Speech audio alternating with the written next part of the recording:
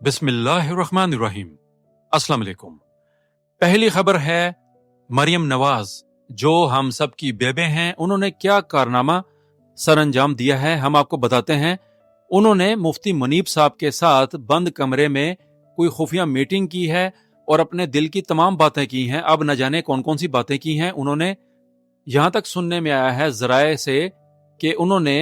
تحریک لبیک کے جتنے بھی مدارس ہیں ان کی سربراہی دے دی ہے مفتی منیب کے پاس، اور کہتی ہیں کہ بس آپ نے ہی دیکھنا ہے ان مدارس کو اور کیا کرنا ہے، کیا ان کا حل نکالنا ہے۔ آج آ کر کیا کریں گے مفتی منیب صاحب؟ وہ بھی کٹ پتلی عالم ہیں اور جو ان کو حکم ملے گا انہوں نے وہی کرنا ہے، کیونکہ ان کی اپنی مرضی تو چلے گی بھی نہیں، یہ ہم سب کو پتہ ہے۔ اور اگر کہا جائے ہمارے پیارے نبی حضرت محمد صلی اللہ علیہ وآلہ وسلم نے یہی فرمایا ہے اپنے صحابہ کرام سے بھی، اور احادیث میں بھی یہی کچھ لکھا گیا ہے کہ جو آخری دور ہوگا قیامت سے پہلے، اس میں روئے زمین پر جو سب سے بدترین مخلوق ہوگی دنیا میں وہ علماء کرام ہوں گے، اور نام لینے کی ضرورت کسی کی بھی نہیں ہے۔ آپ سب لوگ جانتے ہیں کہ کون کون سے عالم کا کیا کردار ہے، تو یہ سب سے بڑی بات ہے۔ اب اللہ خیر کرے کہ یہ کیا کریں گے، یہ تو کچھ بھی نہیں کر سکتے مفتی منیب صاحب، کیونکہ یہ بھی کٹ پتلی ہیں، جو ان کو حکم ملے گا انہوں نے وہی کرنا ہے۔ اب نہ جانے اور کون کون سی دل کی باتیں کی ہوں گی بیبے صاحبہ نے مفتی منیب کے ساتھ، یہ آنے والا وقت بتائے گا کہ وہ کیا کریں گے اور ان کا کیا ہے مقصد۔ یہ ہے اب تک کی سب سے بڑی خبر مریم بیبے صاحبہ کی طرف سے کہ وہ کیا کریں گی ہمارے ساتھ اور تحریک لبیک کے ساتھ،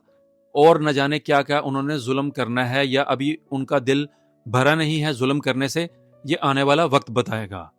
اگلی خبر جو ہے وہ ہے تنزانیہ سے، کیونکہ وہاں پر اس وقت شدید فسادات پھوٹ پڑے ہیں، اور وہاں کی جو ہے خاتون صدر وہ ہیں سامیہ حسن، ہیں مسلمان، لیکن انہوں نے کیا کیا ہے، انہوں نے جو ہے ہمارا بھی شاید ریکارڈ توڑنے کی کوشش کی ہے جو ہم نے کیا ہے الیکشنز میں، تو انہوں نے یہی کام کیا ہے۔ انہوں نے اپنے جتنے بھی مخالفین ہیں ان سب کو جیل میں ڈال دیا ہے اور ان کو الیکشن کی دوڑ سے باہر کر دیا ہے۔ یہ ہے ان کا سب سے بڑا کارنامہ، اور اگر ہم ان کا موازنہ کریں اپنے ساتھ، لیکن ابھی بھی جو ہے وہ کچھ حد تک پیچھے ہیں، وہ ریکارڈ توڑ نہیں سکتی ہمارا، کیونکہ ہم ان سے بہت آگے ہیں اس کام میں،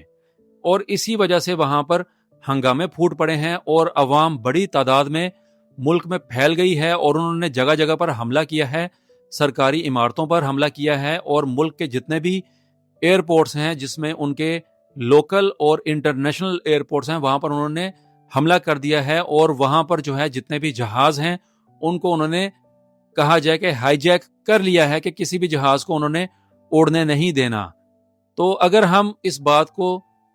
مد نظر رکھیں تو یہی بات ہے کہ وہ عوام وہ نہیں چاہتی کہ یہ بھگوڑے اس ملک سے بھاگ جائیں، اس ملک کو لوٹ کر بھاگ جائیں، کیونکہ وہ بھی ایسا ہی کریں گے جیسا ہر طرف ہوتا ہے، جیسے ہمارے ملک میں بھی ہوتا ہے، اور اس کے بعد بنگلہ دیش میں ہوا،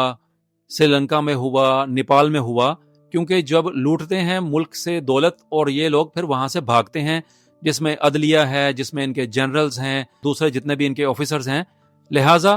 عوام نے جو ہے باہر نکل کر یہ ثابت کیا ہے کہ وہ کچھ بھی کر سکتے ہیں، تو یہ جو ہے ایک